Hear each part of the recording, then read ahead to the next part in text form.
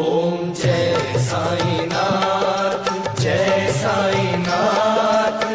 आदि न अंत तुम्हारा, तुम्हें श्रद्धा रमन हमारा। ओम साई राम। मैं चैताली साई श्रद्धा सबूरी चैनल से आप सभी भक्तों को स्वागत है। जैसे कि साईं बाबा कहते थे, सच्चे मन से कोई मुझे पूजा करे, उन भक्तों को मैं सदा अपने दिल में रखता हूँ। सुख में चाहे मुझे ना पुकारो, लेकिन दुख में मुझे जरूर पुकारना। नसीब में जो भी नहीं लिखा वो भी मिल जाता है। मेरे साईं की रहमत से पत्थर भी खुदा बन जाते हैं। साईं सच्चरित्र पाठ पढ़ने से हम लोग बाबा के मन के साथ जुड़ जाते हैं। इसलिए साईं सच्चरित्र पाठ पढ़िए और हमारा इस चैनल के माध्यम से देखिए। ओम साई राम। ओम साई राम। मैं मृण्मय मजुमदार आज साई श्रद्धा सबूरी यूट्यूब चैनल के माध्यम से साई सच्चरित्र के अध्याय 8 का पाठन करने जा रहा हूँ। आशा है कि आप सबको सुन के ये अच्छा लगे। तो शुरू करते हैं। अध्याय 8, मानव जन्म का महत्व, श्री साई बाबा की भिक्षावृत्ति, वाइजाबाई की सेवा, शुश्रूषा, श्री साई बाबा का शयन कक्ष, कुशाल चंद पर प्रेम। जैसा कि गत अध्याय में कहा गया है, अब श्री हेमारपंत मानव जन्म की महत्ता को विस्तृत रूप में समझाते हैं। श्री साई बाबा किस प्रकार भिक्षा उपार्जन करते थे, बाईजाबाई उनकी किस प्रकार सेवा शुश्रूषा करती थी, वे मस्जिद में तातिया पोते और महलसापति के साथ किस प्रकार शयन करते तथा कुशाल चंद पर उनका कैसा स्नेह था, उसका आगे वर्णन किया जाएगा। मानव जन्म का महत्व। इस विचित्र संसार में ईश्वर ने लाखों प्राणियों, हिंदू शास्त्र के अनुसार 84 लाख योनियों का उत्पन्न किया है, जिसमें नामदेव, दानव, गंधर्व, जीव जंतु और मनुष्य आदि सम्मिलित है, जो स्वर्ग, नरक, पृथ्वी, समुदाय तथा आकाश में निवास करते हैं और भिन्न भिन्न धर्म का पालन करते हैं। इन प्राणियों में जिनका पुण्य प्रबल है, वे स्वर्ग में निवास करते और सत्कृत्यों को फल भोगते हैं। पुण्य के क्षीण होते ही वे फिर निम्न स्तर में आ जाते हैं और वे प्राणी जिन्होंने पाप या दुष्कर्म किए हैं, नरक को जाते और अपने कुकर्मों का फल भोगते हैं। जब उनके पाप और पुण्य का समापय हो जाता है, तब उन्हें मानव जन्म और मोक्ष प्राप्त करने का अवसर प्राप्त होता है। जब पाप और पुण्य दोनों नष्ट हो जाते हैं, तब वे मुक्त हो जाते हैं। अपने कर्म तथा प्रारब्ध के अनुसार ही आत्माएं जन्म लेती है या काया प्रवेश करती है। मनुष्य और शरीर अनमोल। यह सत्य है कि समस्त प्राणियों में 4 बातें एक समान हैं: आहार, निद्रा, भय और मैथुन।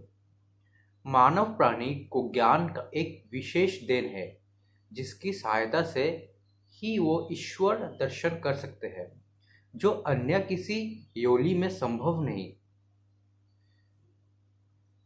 यही कारण है कि देवता भी मानव योनि में ईर्ष्या करते हैं तथा पृथ्वी पर मानव जन्म धारण करने के हेतु सदैव लालायित रहते हैं,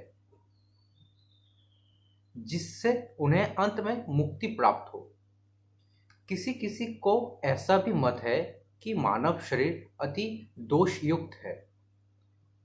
ये कृमि, मज्जा और कफ से परिपूर्ण, क्षण भंगुर, रोग ग्रस्त तथा नश्वर है। इसमें कोई संदेह नहीं कि ये कथन अशंत सत्य है, परंतु इतना दोषपूर्ण होते हुए भी मानव शरीर का मूल्य अधिक है, क्योंकि ज्ञान का प्राप्ति केवल इसी योनि में संभव है। मानव शरीर प्राप्त होने पर ही तो ज्ञात होता है कि ये शरीर नश्वर और विश्व परिवर्तनशील है और इस प्रकार धारण कर इंद्रिय जन्य विषयों का तिलांजलि देकर तथा सत असत के विवेक कर ईश्वर साक्षात्कार किया जा सकता है। इसलिए यदि हम शरीर को तुच्छ और अपवित्र समझकर उसकी उपेक्षा करें तो हम ईश्वर दर्शन के अवसर से वंचित रह जाएंगे। यदि हम उसे मूल्यवान समझकर उसको मोह करेंगे तो हम इंद्रिय सुखों की ओर प्रवृत्ति हो जाएंगे और तब हमारा पतन ही सुनिश्चित ही है। इसलिए उचित मार्ग जिसका अवलंबन करना चाहिए यह है कि ना तो देह की उपेक्षा ही करो और ना ही उसमें आकर्षित रहो। केवल इतनी ही ध्यान रहे कि किसकी घुड़सवार का अपना यात्रा में अपने घोड़ पर तब तक ही मोह रहता है जब तक वो अपने निर्दिष्ट स्थान पर पहुंचकर लौट ना आए। इसलिए ईश्वर दर्शन या आत्मा साक्षात्कार के निमित्त ही शरीर को सदा ही लगाए रखना चाहिए, जो जीवन का मुख्य ध्येय है। ऐसा कहा जाता है कि प्राणियों की उत्पत्ति के कारण के पश्चात भी ईश्वर को संतुष्ट नहीं हुआ। कारण यह है कि कोई भी प्राणी उसकी अलौकिक रचना और सृष्टि को समझने में समर्थ ना हो सका और इसी कारण उसके एक विशेष प्राणी अर्थात मानव जाति को उत्पत्ति की और उसे ज्ञान का विशेष सुविधा प्रदान की। जब ईश्वर ने देखा कि मानव उसकी लीला, अद्भुत रचना तथा ज्ञान को समझने के योग्य है, तब उन्हें अति हर्ष एवं संतुष्ट हुआ।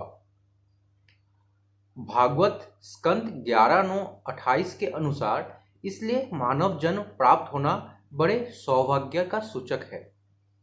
उच्च ब्राह्मण कुल में जन्म लेने तो परम सौभाग्य का लक्षण है, परंतु श्री साई चरणाम्बुजों में प्रीति और उनकी शरण गति प्राप्त होने पर इन सभी में अति श्रेष्ठ है। मानव का प्रत्यान। इस संसार में मानव जन्म अति दुर्लभ है।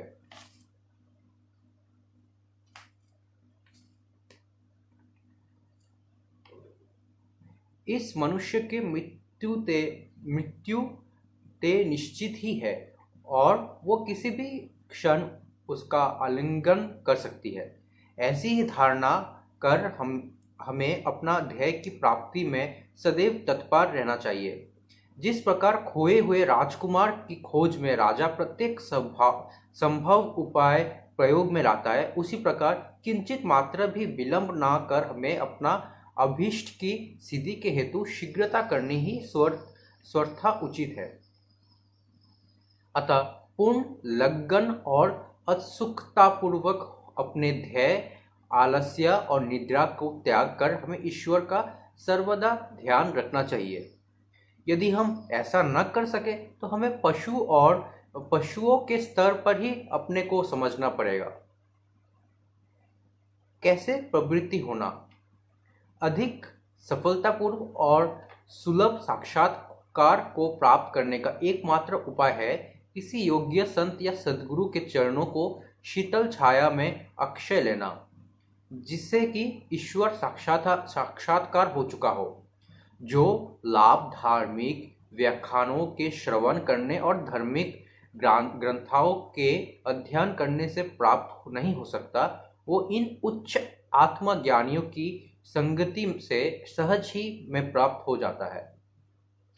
जो प्रकाश हमें सूर्य से प्राप्त होता है, वैसा विश्व के समस्त तारे भी मिल जाए तो भी नहीं दे सकते। इसी प्रकार जिस आध्यात्मिक ज्ञान की उपलब्धि हमें सद्गुरु की कृपा से हो सकती है, वो ग्रंथों और उपदेशों से किसी प्रकार संभव नहीं है। उनकी प्रत्येक गतिविधि, मृत्यु, भाषण, गुहा उपदेश, क्षमाशीलता, स्थिरता, वैराग्य, दान और परोपकारिता, मानव शरीर का नियंत्रण, अहंकार शून्यता आदि गुण जिस प्रकार भी वे इस पवित्र मंगल विभूति द्वारा व्यवहार में आते हैं, सत्संग द्वारा भक्त लोगों को उसके प्रत्यक्ष दर्शन होते हैं। इससे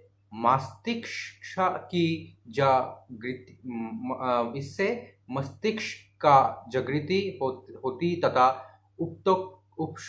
उत्तरोत्तर आध्यात्मिक उन्नति होती रहती है। श्री साईं बाबा इसी प्रकार के एक संत या सद्गुरु थे।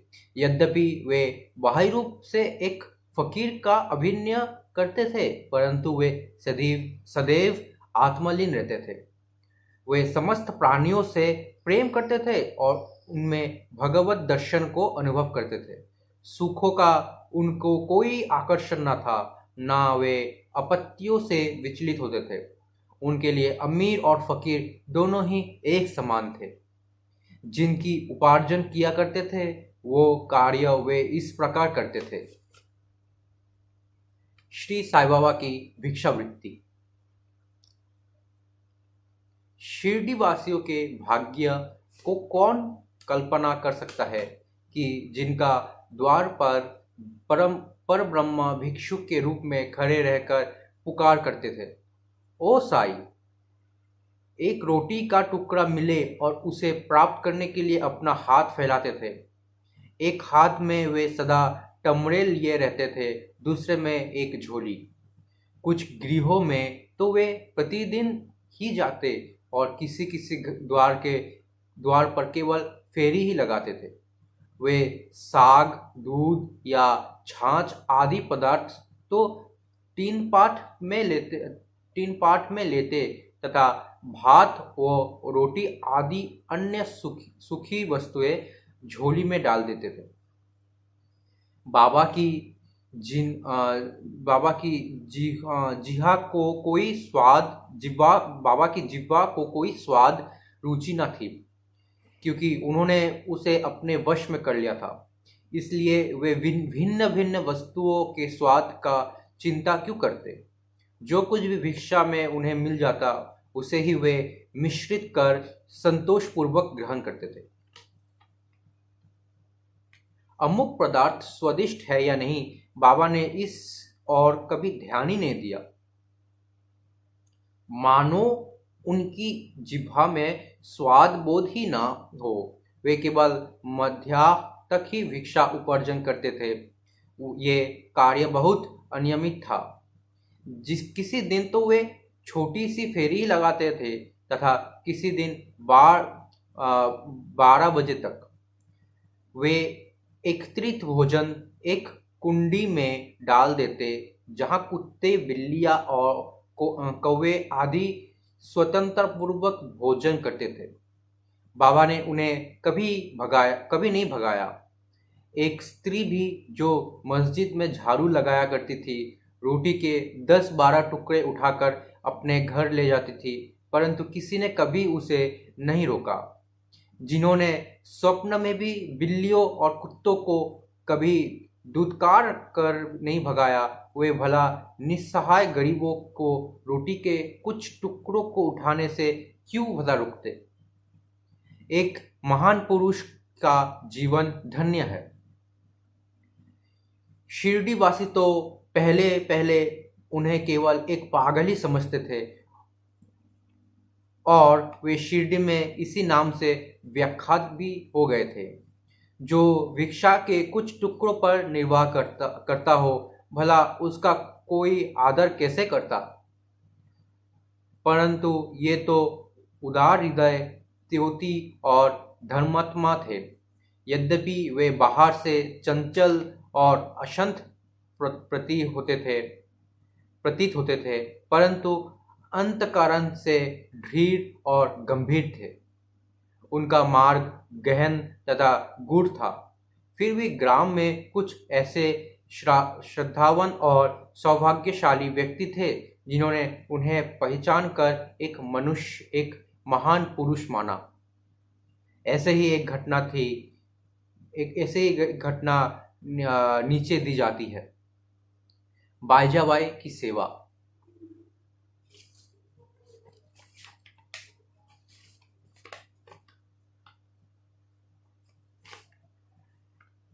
तात्या कोते की माँ, जिनका नाम बाईजाबाई थी, दोपहर के समय एक टोकरी में रोटी और भाजी लेकर जंगल को जाया करती थी।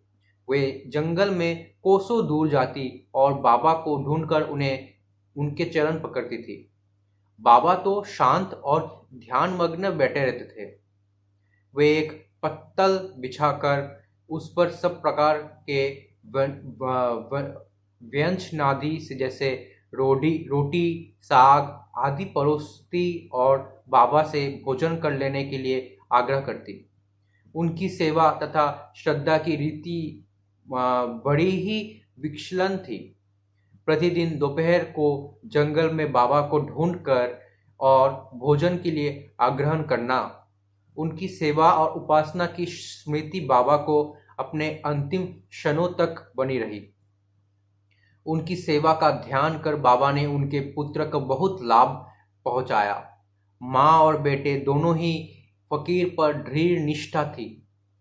उन्होंने बाबा को सदैव ईश्वर के समान ही पूजा।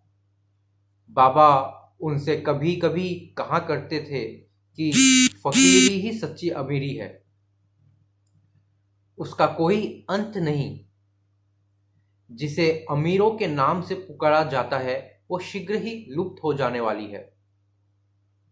कुछ वर्ष के अनंतर बाबा ने जंगल में विचरण त्याग दिया। वे गांव ही रहने और मस्जिद में ही भोजन करने लगे। इस कारण बाईजाबाई को भी उन्हें जंगल में ढूंढने को कष्ट से छुटकारा मिल गया। तीनों का शयन कक्ष। वे संत पुरुष धन्य है जिन्हें हृदय में भगवान वासुदेव सदैव वास करते हैं। वे भक्त भी भाग्यशाली है जिन्हें उनका सानिध्य प्राप्त होती है। ऐसे ही दो भाग्यशाली भक्त थे, तात्या कोते पाटिल और भगत महलसपति। दोनों ने बाबा के सानिध्य का सदैव पूर्ण लाभ उठाया। बाबा दोनों पर एक समान प्रेम करते थे। ये तीनों महानुभाव मस्जिद में अपने सिर पूर्व, पश्चिम तथा उत्तर की ओर करते और केंद्र में एक दूसरे के पैर पर मिलाकर शयन किया जाता था। बिस्तर में लेटे लेटे वे आधी रात तक प्रेम पूर्वक वार्तालाप और इधर उधर की चर्चाएं किया करते थे। यदि किसी को भी निद्रा आने लगती तो दूसरा उसे जगा देता था। यदि तात्या खर्राटे लेने लगती तो बाबा शीघ्र ही उठकर उसे हिलाते और सिर पकड़कर जोर से दबाते थे। यदि कहीं वो महलसापति हुए तो उन्हें भी अपनी ओर खींचते और पैरों पर धक्का देकर पीठ थपथाते थे।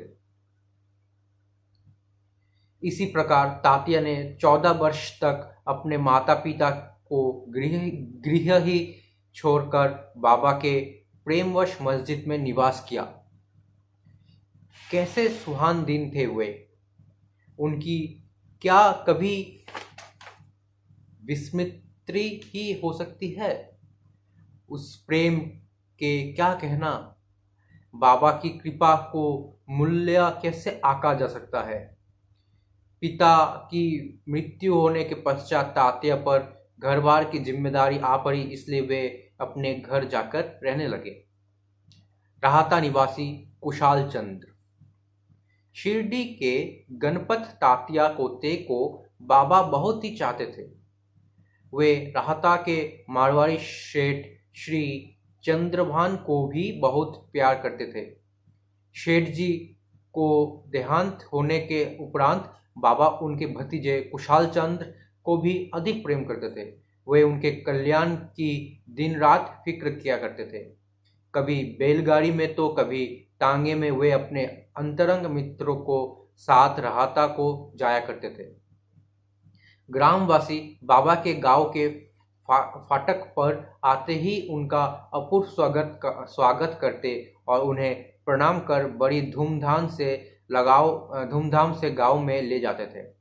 कुशाल चंद्र बाबा को अपने घर ले जाते और कोमल आसन पर बिठाकर उत्तम सुस्वादु भोजन कराते और आनंद तथा प्रसन्नचित्त वे कुछ काल तक वार्तालाप किया करते थे। फिर बाबा सबको आनंदित और आशीर्वाद देकर शिरडी वारिस लौट आते थे। एक और राहता दक्षिण में तथा दूसरी ओर नीमगांव उत्तर में थे। इन दोनों ग्रामों के मध्य में शिरडी स्थित है। बाबा अपने जीवन काल में कभी इन सीमाओं के पार नहीं गए। उन्होंने कभी रेलगाड़ी नहीं देखा और ना कि उसमें प्रवासी किया, परंतु फिर भी उन्हें सब गाड़ियों के आगमन का समय ठीक ठीक ज्ञात रहता था। जो भक्तगण बाबा से लौटने की आज्ञामुति मांगते और जो आदेशानुकूल चलते हुए कुशल टापू पर घर पहुंच जाते थे। परंतु इसके विपरीत जो अवज्ञा करते उन्हें दुर्भाग्य व दुर्घटनाओं का सामना करना पड़ता था। इस विषय में संबंधित घटनाओं और अन्य विषय का अगले अध्याय में विस्तार पूर्वक वर्णन किया जाएगा। विशेष इस अध्याय के नीचे दी हुई टिप्पणी बाबा की कुशाल चंद्र पर प्रेम के संबंध में है। किस प्रकार उन्होंने काका साहेब दीक्षित का राहता जाकर कुशाल चंद्र को लीवा जाने को कहा और उसी दोपहर को कुशाल चंद्र से स्वप्न में शिरडी आने को कहा, इसका उल्लेख यहाँ नहीं किया गया है, क्योंकि इसका वर्णन इस सच्चरित्र के 30वें अध्याय में किया जाएगा। श्री सद्गुरु साईनाथ परम वस्तु शुभम भवतु। ओम साई राम।